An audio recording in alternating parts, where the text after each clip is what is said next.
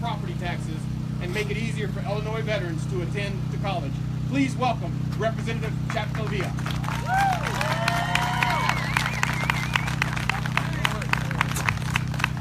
You guys donate more money. It's so important. Hey, Jason, how you doing? So, I was at the Islamic Center with ICN earlier, and they're awesome, first of all. So today I'm representing not only the Latino community, but my Islamic friends that this president has decided to ban from this country. This puts fear, this hijab puts fear in some people's hearts, and I just don't know why. And I explained to my friends there, my brothers and sisters, that we need to do a better job of showing the face of every immigrant.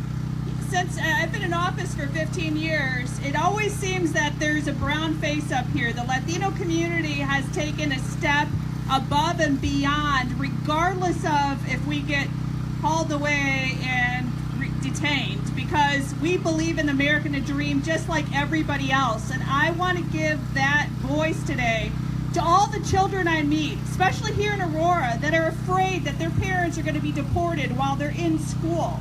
They're in tears. This government is not the government I signed up for. This government has to be kinder and more compassionate towards everybody. Trump's extreme views on immigration have made it necessary that statewide officials must get involved in making these communities and our communities safer.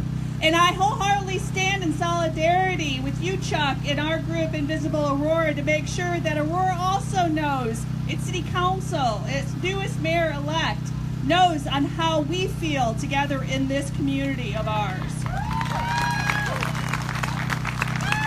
I am here today to let you know that I'm ready to protect our local families. I'm ready to protect our residents here that have not the ability to come out their doors because we're afraid to being picked up and taken away. We need to be the voice. If anybody read that Inquirer for Aurora, the Beacon News today, and I'm sorry if there's any reporters here, but their open line was so racist today. It made me so uncomfortable about being here in Aurora. When have we ever acted that way towards our fellow Aurorans? We love people in this community. We go out of our way to make sure if someone doesn't have a home or doesn't have clothing or doesn't have a dime, that we help out in our community. So it was very disturbing this morning. I've sponsored legislation to help create immigration safe zones this year, and hopefully that will come through. My Senator gubernatorial candidate Biss is carrying it over in the Senate, so we hope to get that through, and we hope that you are calling our governor to make sure he knows we want that legislation signed. Policies like House Bill 426 will ensure that our students are safe when they're at school. What is more important than these safe havens for our children at schools? This legislation will hinder those who are trying to harm or displace those who have lived in our community. I have sponsored and been honored to sponsor legislation that directly combats and condemns Donald Trump's horrific travel bans in our state.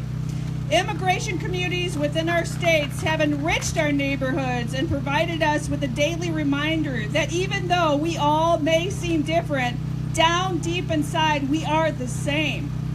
We all deserve the same rights, education, employment, housing, and safety. And as I stand here, I stand with you. And if there's anything we can do at our level, I will do that, and I will stand with you. I want to thank you for your participation today in the democracy and giving me faith that it hasn't fallen flat. But we have to do something. Our state is controlled by a Republican that feels kind of like the President of the United States. It's almost as if we're an upside-down world. We need you more than ever, my friends, my family. I love you, but I need you to voice your opinions. I need you to go to Springfield.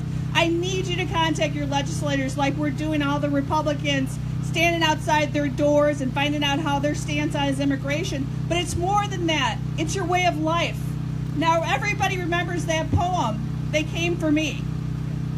It only takes one of our sector of this community be taken away and us be voiceless. And they can continue to keep on doing that. That's not the America I fought for. That's not the America I represent in Springfield, and that's definitely not the America I want my daughters to grow up in. So please, thank you for your support, but please, we have a fight ahead of us like never before. Voice your opinions now. Don't wait until 2018 for an election. Every day should be election for us. Thank you. God bless.